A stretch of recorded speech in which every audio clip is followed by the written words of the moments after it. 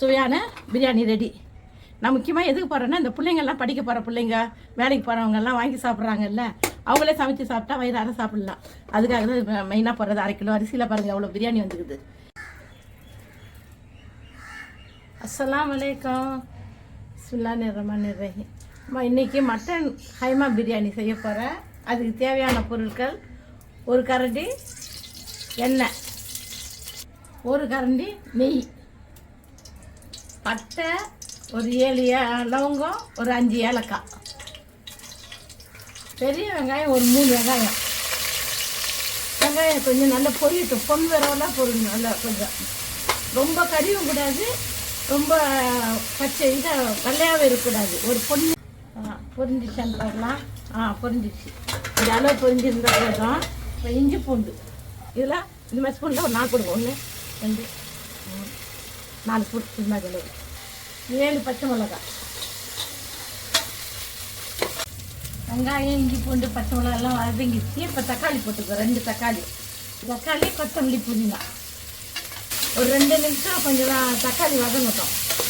1/2 kilo basmati rice வச்சு 3/4 kilo கறி கழுவி வச்சுருக்குறோம். உப்பு மஞ்சத்தூள்லாம் போட்டு கழுவி வச்சுக்கிறோம். இதை அப்படியே கட்டி விடுங்க. தேவையான அளவு உப்பு, காரத்துக்கு ஏற்ற மிளகா 1 ஸ்பூன் நான் போடுறேன். நீங்கள் கூட்டோட குறைச்சோட நீங்கள் உங்களுக்கு ஏற்ற மாதிரி காரத்துக்கு போட்டுக்கோங்க.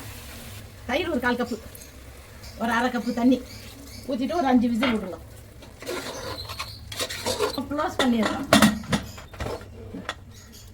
5 விசில் முடிஞ்சிடுச்சு. நான் எடுத்து விட்டுட்டேன். இப்போ திறந்து பார்க்குறேன். கறி வந்துட்டு மாஷாஅல்லா நல்லா வந்துக்குது. நான் 1க்கு 1.25 தண்ணி இங்கே ரெடியாக கொதிக்க வச்சுருக்கிறேன்.